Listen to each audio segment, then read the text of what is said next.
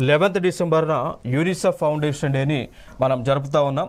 So UNICEF అంటే దాని యొక్క ఫుల్ ఫామ్ మనం చూసుకుంటే like United nation international children emergency fund. ఈ యూనిసెఫ్ అనేటువంటిది ఎందుకు ఏర్పాటు అయింది అంటే ప్రపంచ దేశంలో ఉన్నటువంటి పిల్లలు ఎవరైతే ఉన్నారో ఆ పిల్లల యొక్క సంరక్షణను బాధ్యతలను చేపట్టడానికి కోసం, అదేవిధంగా అనాథలుగా ఉన్నటువంటి పిల్లల యొక్క సంరక్షణ బాధ్యతలను, ఆ పిల్లల యొక్క భవిష్యత్తుకు మార్చే విధంగా విద్యని అందించడము, వారికి కావాల్సినటువంటి ఆహారాన్ని వసతిని అందించడం కార్యక్రమంలో భాగంగా తగు చర్యలను తీసుకోవడానికి అంతర్జాతీయ పరంగా యూనిసెఫ్ అనేటువంటి ఒక సంస్థని ఏర్పాటు చేసుకోవటం జరిగింది అండి.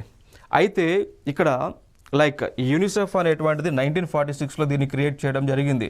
లైక్ మనం చూసుకుంటే ఎవరి ద్వారా, United nations relief rehabilitation administration ద్వారా ఈ యొక్క యూనిసెఫ్ అనేటువంటిది ఏర్పాటు చేసుకోవడం జరిగింది.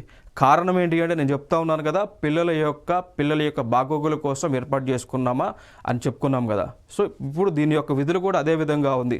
సో ముందుగా అసలు దీని యొక్క ఆరిజిన్ ఎందుకు అంటే గతంలో వరల్డ్ వార్ II ఏదైతే జరిగిందో, సో రెండవ ప్రపంచ యుద్ధం ఏదైతే మనకి 1939 నుంచి 1945 మధ్య జరిగి ఉందో, సో దీనిలో చాలామంది మహిళలు కావచ్చు, పిల్లలు కావచ్చు, చాలామంది కూడా మరణించడం జరిగింది. సో క్షతగాత్రులు కూడా అవడం జరిగింది.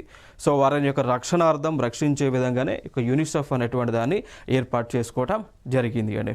సో వీరే ఇప్పుడు కూడా ఈవెన్ ప్రెసిడెంట్ కూడా ప్రపంచ దేశాల్లో అనేక సంక్షేమ కార్యక్రమాలను, దాంతోపాటు పిల్లలకు కావాల్సినటువంటి న్యూట్రిషియస్ ఫుడ్ అందించడానికి కూడా తగు చర్యలను యూనిసెఫ్ వాళ్ళు తీసుకుంటా ఉన్నారు.